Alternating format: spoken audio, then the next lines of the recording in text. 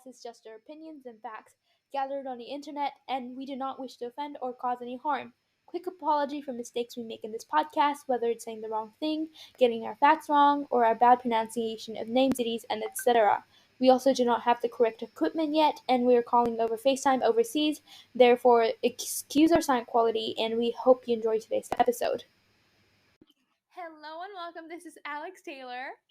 And this is Cara Moore, and you're listening to Alex and Cara's A Gen Z Convo. Today we'll be discussing body image issues and how toys and movies and TV shows played a part in that, after I give you a 5-minute rundown of the past week's world news. Take it over, Cara. Thank you so much. And the first little news that we have is probably the most exciting out of this.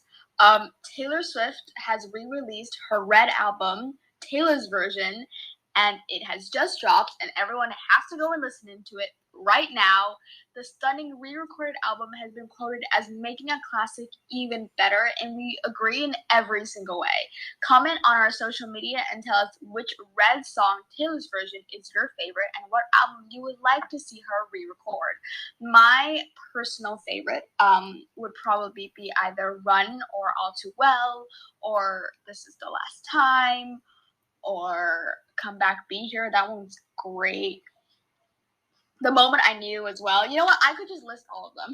And my album that I would like to see re-recorded is Speak Now, because one of the songs in there, Back to December, is actually probably one of the first ever songs that I ever heard from her. And honestly, that one just made me felt like that I fell in love with her after that song. It's also the first song that I cried to as well.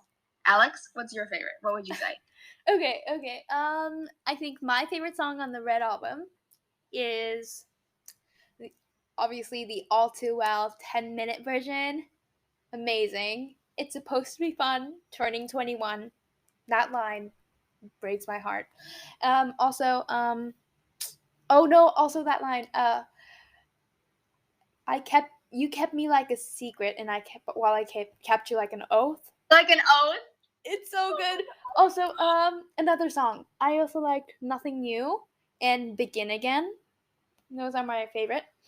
And I think I would agree with you on the album Speak Now. I think that's amazing. I want to hear Enchanted so much. So much.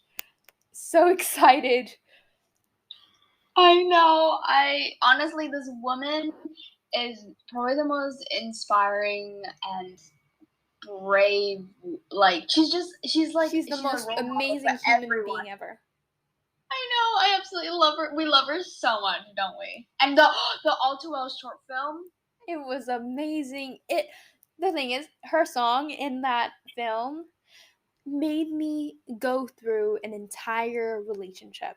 Like, I was fully in it. I was like happy and I was sad. It was an emotional roller coaster. Yeah, and we've never even been in relationships, so that's how powerful he is. So powerful. I feel like I've already gone through like 100 breakups just because of Taylor. I've gone through a lot of pain. Thank you, Taylor, for preparing me. Yes. Okay, let's get on to the news now. So Iran has now agreed to continue nuclear talks until the end of November. The discussion was about resurrecting the nuclear deal known as Joint Comprehensive Plan of Action, or JCPOA. This deal was about Iran limiting its nuclear program in exchange for lifting economic sanctions. However, Iran stopped complying with the deals after former U.S. President Donald Trump pulled out of it in 2018 and imposed heavier sanctions on Iran. Chinese leader Xi Jinping has now further cemented himself as the new leader of China and is now preparing a sit-down in a virtual meeting Monday with current U.S. President Joe Biden, which is Joe Biden's first leader-to-leader since he entered the White House. A Hong Kong activist dubbed Captain America 2.0 for wielding a superhero shield at pro-democracy protests was jailed for nearly 6 years on Thursday under a national security law after a court ruled he promoted independence from China. That's actually really sad. I think everyone has the right to protest. And I hate Also, when people are protesting just is Captain. shut down and people are restricted like that. Yeah. I'm completely interrupted you there. I'm so sorry. But also, like, as Captain America 2.0, like, how can you not love that? Absolutely. God, I love Captain America so much. Yes, you do. I think I told no, the if whole you could have theater that. if you could buy everything Captain America, you would. You would. Yeah. Remember when we were watching Endgame and I just sat there for like a solid 10 minutes? Whenever he came up on the screen, I was like, oh no. Oh shoot. Because she would start fangirling. I swear. Everyone who watches any movies with her is annoyed. Like the other cinema guests, they don't like her. They don't. I'm a horrible person to watch Like, movies no, with. you are the worst cinema guest. At least you don't like put your stinky feet up on the chair, but like you are really loud, so I think that's a bit. No, but like both of us combined is really bad because remember that time we had to ask the couple next to us to open a bottle of water and they were like in the middle of making out. Well, as you can see, we do have a bit of an awkward tendency. Oh my god, I felt so bad.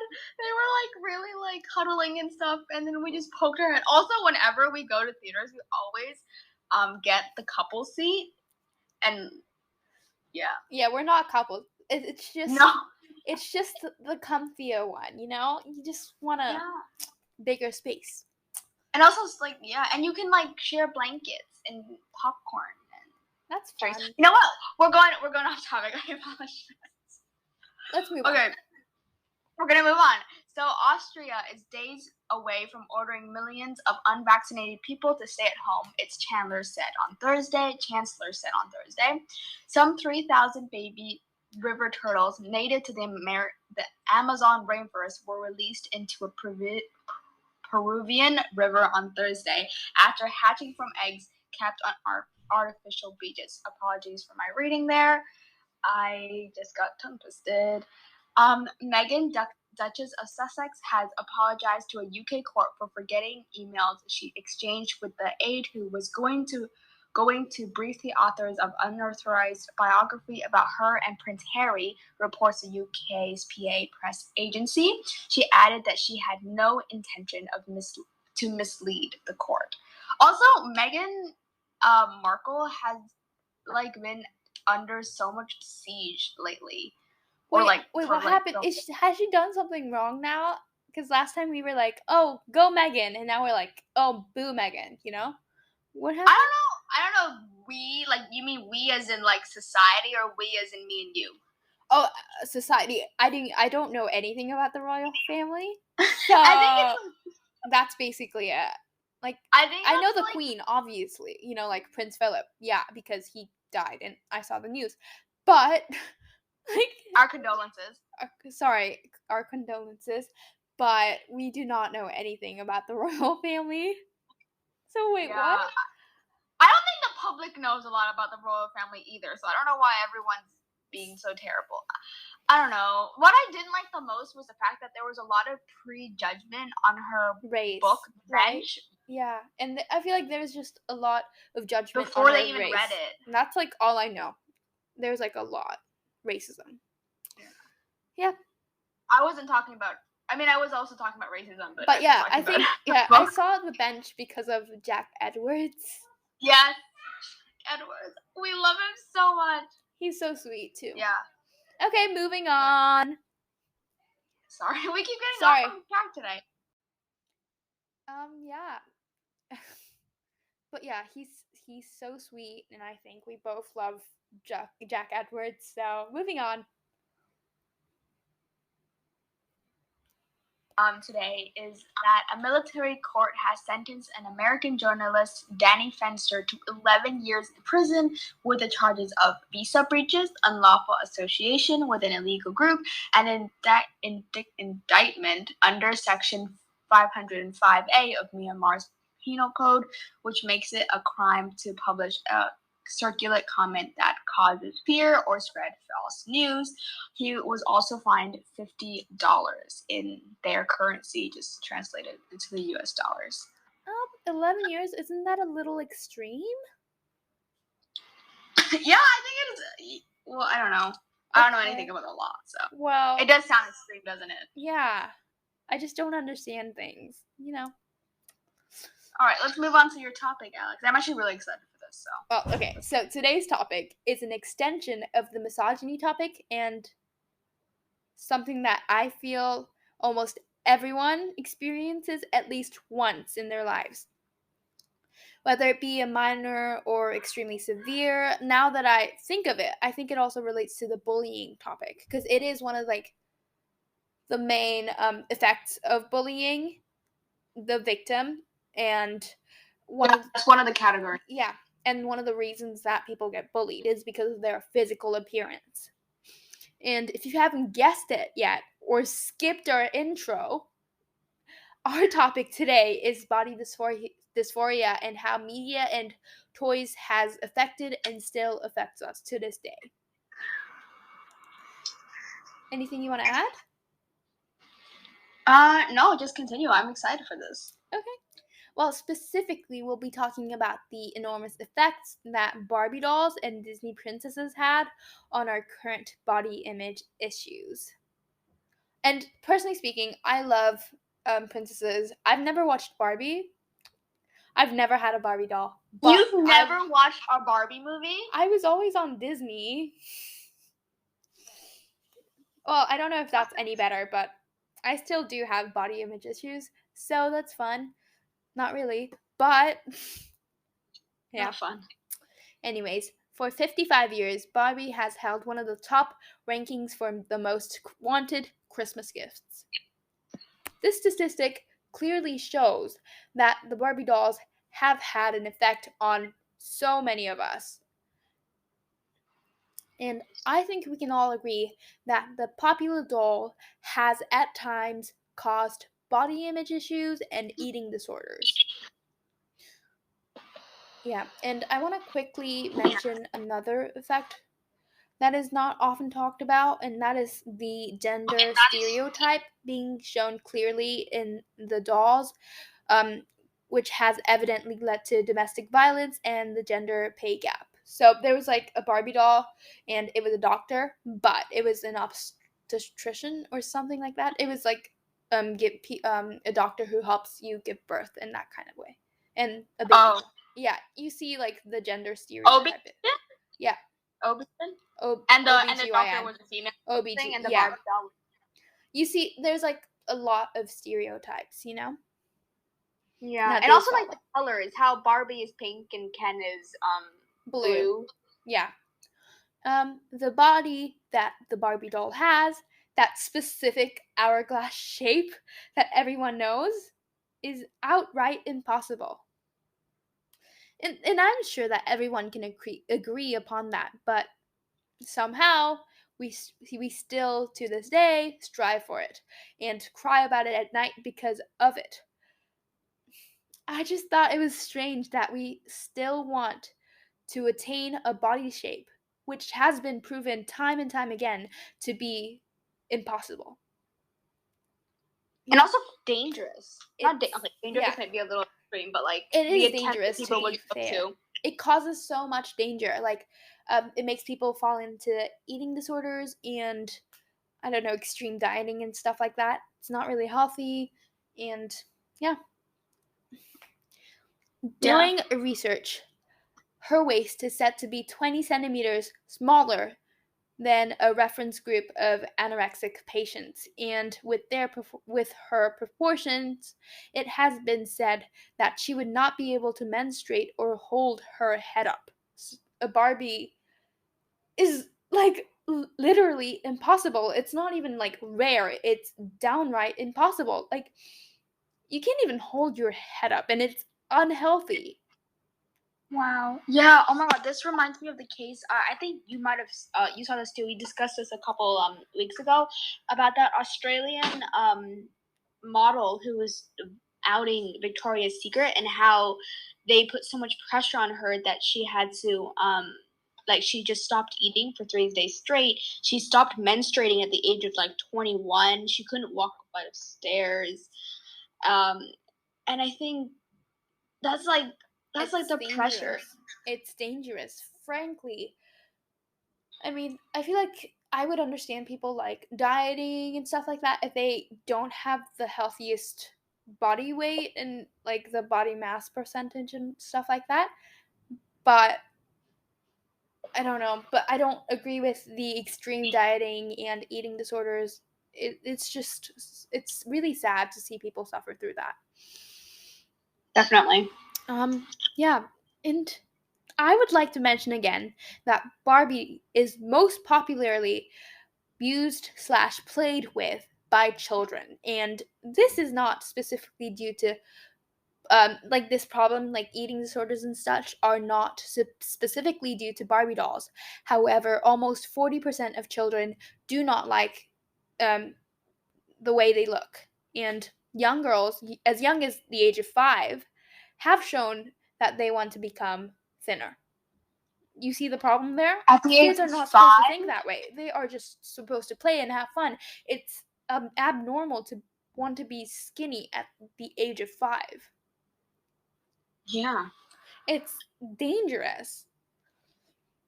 And I think with modern day social media, and it does have great influences, but these kinds of social media and stuff, it really affects our way of thinking, and I don't want to say it increases, but I'm pretty sure it kind of does increase the number of people who has dysmorphia or who goes through that problem.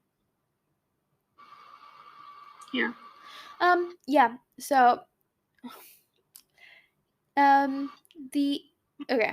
influence of viewing photos of Barbie, a US size 2, and a more realistic doll, Emmy, which is a US size 16, or neutral images that did not contain dolls while listening to a basic story, was tested in a UK experiment with 5 to 8-year-olds. So it's with a Barbie who's a size 2, Emmy, a US size 16, and an image with no dolls. After viewing the photographs of Barbie, the girls had considerably lower body esteem ratings and expressed a preference for a thinner present body and a thinner adult body on the body esteem scale. Yeah. 5 to 8 years old. Sorry, I can't wrap my head around that age. No, it does. You really don't realize the substantial effects that it has on, I feel like, most generations, and it's really, really absolutely terrifying. And following that, a study was conducted where young girls were asked to play with Barbie dolls or control toys. And it was concluded that Barbie dolls had no immediate negative impact on body image. So I think this shows that the dolls itself doesn't have much of an effect as the Barbie movies and the TV shows, you know? Yeah. Right. And I also clearly want to point out that the dolls have a Western beauty standard, and I think that's a bit of a problem, you know? And Yeah. how people have to be white in order to be considered pretty, and that's another problem. So, okay. Anyways. Yeah. So, I think it's time for us to move on to the influences of media, and specifically movies and TV shows. Weight, beauty, and appearances are stereotyped in children's media. The good characters are beautiful, while the bad characters are ugly. Larger characters have fewer friends and are less happy than slimmer characters. Larger figure sizes are strongly associated with more negative qualities, such as being wicked and mean. You can see that, right? I definitely I never really noticed it. But all the movies that I remember kind of watching that have these kind of things that you're talking about all kind of have the same like body shape for everyone. Yeah. I don't know. Or like even like color coordination. I just remembered that. Like you know how like Raquel for Barbie was like known to be like the evil one and she was very purple, and Maleficent in like Disney was evil and her color was like purple. I don't know what like how that was like relevant, but like I just thought of that. I was thinking of Ariel. Just like the body. Oh yeah, the Ursula. Yeah. Yeah. I love Ariel though. This is also, No, actually, no. I wouldn't. I trade my do voice love, for a guy. I do love all Disney movies. I want to put it out there, but it's just, it does have bad negative aspect to it, and that's what we're exploring today. Yeah, and yeah, and that was shown in a research involving 3 to 5 year olds. So there's a lot of research going on here. This reinforces the societal thin ideal for women, and that ideal that women should be thin, act a certain way, look a certain way, that kind of thing, and high levels of thin ideal internalization, which has consistently been linked to body dysmorphia and eating disorders. So we're back to that kind of cycle again. This is also clearly seen in many, if not all, Disney movies. Let's zoom in further. Sorry, I can't pronounce today. There are so many Both of us things. have struggles talking We do. today. There are so many things wrong in Snow White. Kara, I mean, can you list some of them? Like that movie? Not specifically body dysmorphia, but everything. First of all, Snow White is 15 years old. Just 15 years Underage. old. And she's living with 7 grown men. And I don't specifically want to you know, put like a label on them, but like underage living with 7 grown men that are not her guardians, not Kinda great. weird. Also, can we just talk about the fact that the drawers had a coffin that was made perfectly for the size of her? It's a little scary. Also, the fact that the first thing the prince sees when he sees a dead girl in a casket is to come and kiss her, and then the fact that right after the prince saves her, she doesn't even acknowledge the 7 doors and just walks off into the sunset with the prince, never to, mention them again. Or the fact that they made her do the chores and cook for them while like they come from home. That is literally like, that is so stereotypically like oh my god, a women's thing. Like the men go to work and she comes home and That's stuff. a stereotypical women's role that I don't agree with. And another thing I would like to point out, I think you might have mentioned this, but like her age and the prince's age. Oh, how old is the prince? Like 30 or something. And like, stop! She's 15! That's literally illegal, but apparently not in the land of fairy tales. Yep. And yeah, there are so many things wrong with Snow White, and there is more, obviously. So, I know for a fact that the evil stepmother is depicted as being ugly and possess qualities like intelligence, independence, and knowing what she wants. While the protagonist, Snow White, is depicted as being beautiful and being naive and compliant. Do you see it? Oh, definitely. Yeah, compliant. the qualities. Yeah. Okay, this is a pretty old movie made in 1937, and Snow White's personal qualities are the qualities that men expected women to possess at the time. Which, okay, so I get it a bit, but I still don't like it, Yeah. It's just understandable because that's like the norm during that, but I just don't like it. And yeah. And the qualities that the evil stepmother has weren't as celebrated. And we can all agree on that. And I think it's still not celebrated to this day. I think this is somewhat, yeah, and that is really sad because we can be whoever we want. Just as long as we don't hurt anyone. Yeah, So that's or my philosophy. ourselves. Like, do whatever you want, just don't hurt anyone. Yeah. Mm. Also, quickly on the topic of Prince Charming, do we also realize that like Prince Charming also married Cinderella? Yeah. Very mean. Very, very mean. What? Divorce. I think Cinderella was also underage. Like the guy needs to. He needs to go to jail. Yeah.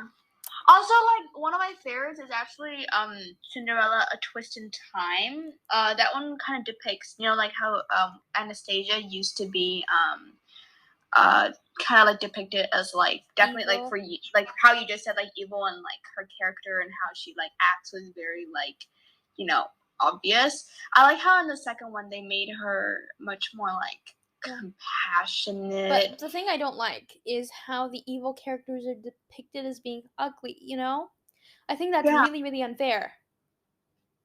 Yeah, why not like make them pretty?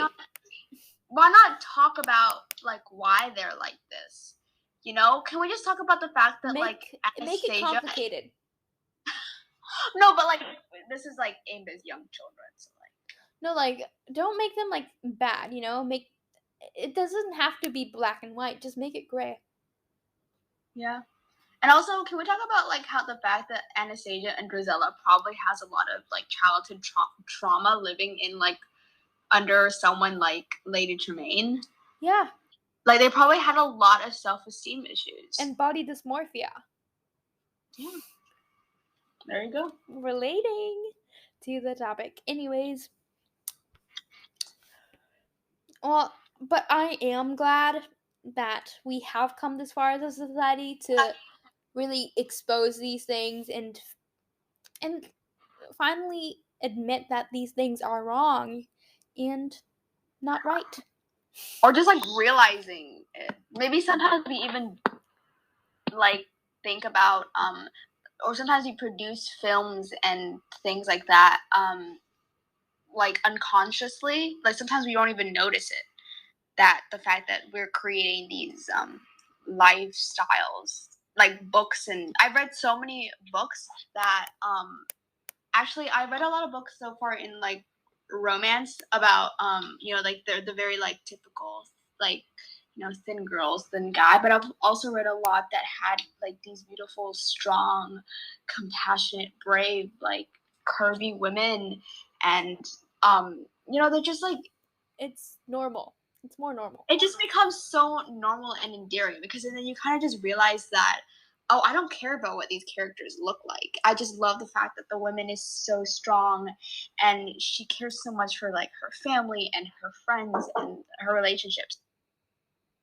Yeah, I love that. Thank you, Kara, for sharing that. And I think to conclude, because we finished with the topic. It might be a little short this week, but anyways, to conclude, I believe that any physical appearance and personality association is destructive to a girl's self-esteem or any children's self-esteem. However, the extremely sharp contrasts between beauty and ugliness, kindness and evil is, in my own opinion, most harmful and dangerous. I think that is one of the key things that needs to be stopped. Whilst the other thing might be bad, but that one is really, really harmful. Yeah. Also, I can't get the fact that can I theorize here? I'm sorry. Oh, sorry. I'm completely. Oh, what did you try to say? Do you want to say? No, you go first. I was just talking about how you've never watched a Barbie movie. Go ahead. I would like to theorize here. Maybe it is one of the root causes of bullying, like Disney movies. I haven't thought about it this way, but like not specifically Disney movies, but like movies and shows that separate like beauty and that kind of have that stereotypical beautiful and kindness stuck together and that thing. What if they bully like the conventionally unattractive people because that kind of mindset is implemented on them from such a young age. I'm just speculating here, but I'm just thinking that way, if you can tell. Do you get it? Yeah, I can definitely see where you're coming from, and I would like to see I'd like to look more into that. I like that a lot. Yeah. I don't like it, but I like the theory. I think we're done with the topic. It was really fun. Yeah. I'm still not gonna watch a Barbie movie. Sorry. No, but they're so good and so nostalgic. Like, have you not heard anything I said today? Yes, I know. It's not like it obviously doesn't have great connotations, but it's still like a childhood. Like, yeah, I think it has like nostalgic